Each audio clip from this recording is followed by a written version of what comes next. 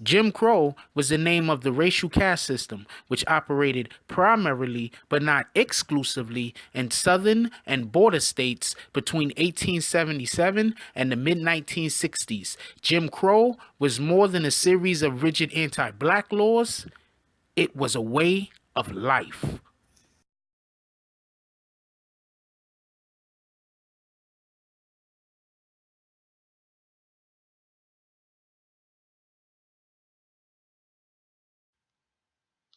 BBN Jack Frost, what's up, party people? Hey, before this video even continue, hit that like button, subscribe, and join the notification game. Hashtag Bronx Bonus. Let's get it. Alright, for all that don't know, I tried to give a real quick breakdown of what the Jim Crow basic laws or rules or whatever it was that existed, prior to the 1970s. They still exist. Don't get it confused. They're just in. It's just different. You understand? Where before they were trying to exclude us from things and hurt our chances to, progress or catch up to, you know, the Caucasian race, because that's basically what it was. This isn't racism, reverse racism, or whatever y'all trying to say. Reverse racism doesn't exist, by the way, y'all. I mean, look up the word racism. Basically, yeah, racism. I'm not even gonna get into that. I don't got time to go over that. You're gonna have 100 people that's gonna disagree with me. You're gonna have 100 people that's gonna agree with me. Right now, we're talking about this new Jim Crow laws, and basically, the new Jim Crow laws is a couple of different it's basically the way that you interpretate like what they're doing. You understand what I'm saying? You gotta understand, black men especially go to prison at a higher rate than anyone else for the same exact crimes. So that's where the problem exists. You understand?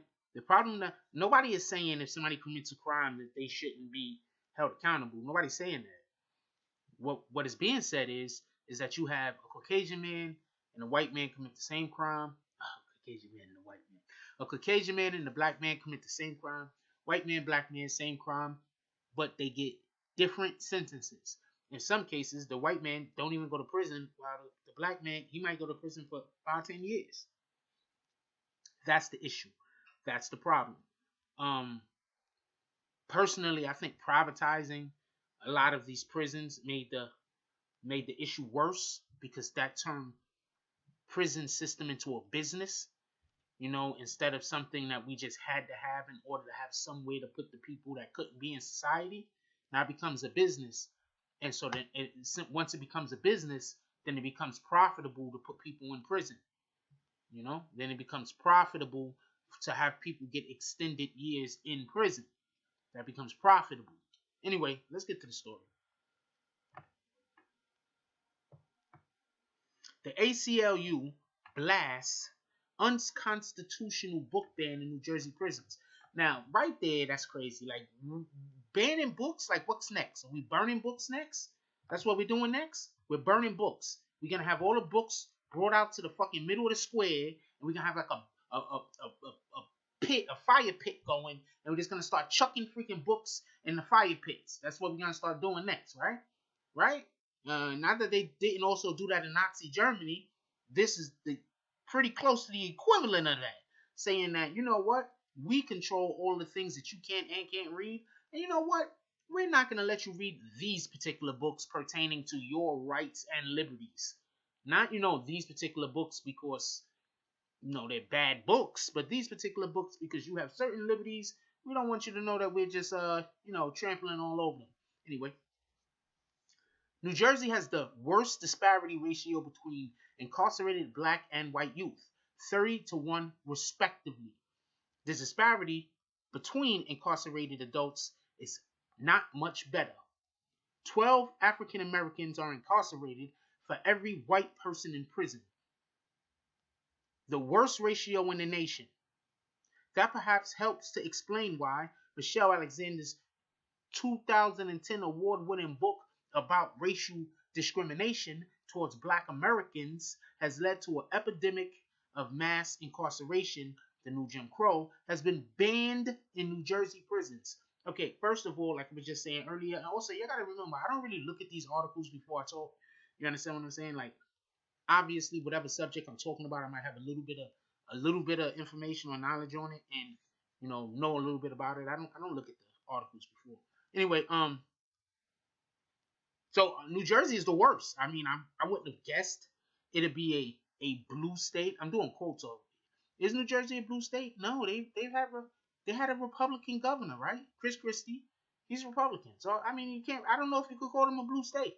Anyway, they're a northern state, and they have a 30-to-1 black to white youth incarceration ratio going on over there. Like, you can't tell me, being as I'm like 100% sure that there's more white people that live in New Jersey than black people. You can't tell me that that's the difference between crimes being committed between black and white youths. You can't tell me that. I'm not going for that. All right. I mean, somebody else might be able to go for that. People that don't know any better, but or people that want different.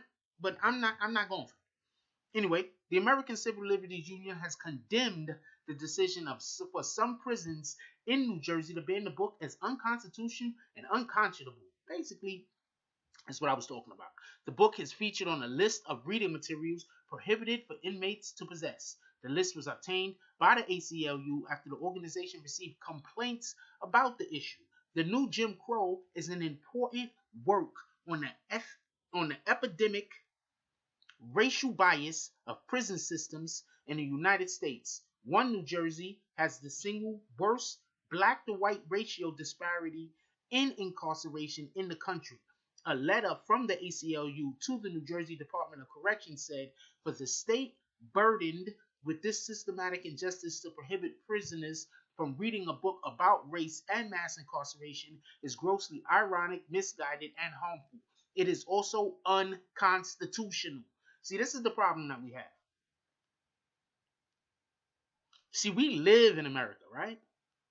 But people confuse what they think is right and wrong with what the law is. You understand? People confuse those two things. It's like it's all like a mishmash, Marge Podge, or like a freaking snowball with all types of different yellow and brown snow, some white snow in there. And I'm saying basically a snowball with like feces and crap and piss and urine, and you're just making it got gum and everything in the snowball, and that's what people are how people are making decisions. You understand what I'm saying? It's just everything mixed up and together. Well, I think that this is right, and that's not how I feel about that, and that's how people are deciding what's right and what's wrong as far as the law is concerned, and they're not using the law. I'm going to give an example. You have people who want to own guns.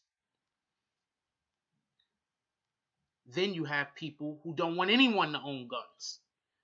Now, no one is taking into consideration the user of the gun is the one doing the murdering. They're saying, oh, well, guns are killing people. We've got to get guns off the street. They're not saying, wow, we have a lot of mental health issues in America. We have to get people assistance. Because that would make much more sense than trying to do something that you can't do, and that would be taking everybody guns away. Even if guns were illegal, you wouldn't be able to take everybody guns away.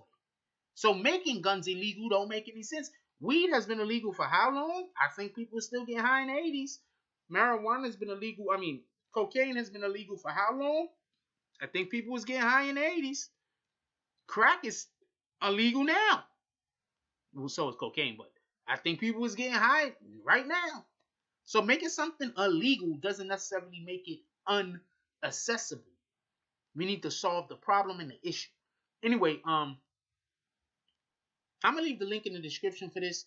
I want y'all to read this. Tell me what y'all think about this, because I think this is some real BS. How are you gonna tell people that they can't read a book that's basically informing them of their rights and informing them of how some people are facing injustices, especially in the state where there's a good chance where there's the most injustices being faced? So leave the comments down below. I want to know what y'all guys think about this. Like, comment, subscribe, join the notification gang. Hashtag Bronx Bones. Let's get it. Yo, look, I love y'all, man. Please don't be out there committing no stupid ass crimes and get yourself sent away forever for doing nothing. We don't need any more people, black, white, race, whatever race, up in this prison system for no reason. But definitely, us black people, we have to steer clear of the bullshit. I love y'all. Please keep each other safe. And that's all I got on this one. I'm out. If you like this video, please hit the like and subscribe button. If you would like to help dictate the direction that this channel takes, please leave a comment. All comments are appreciated, whether positive or negative. Thank you very much and enjoy your day. And remember, positive thoughts cause for positive things to happen. Let's get it.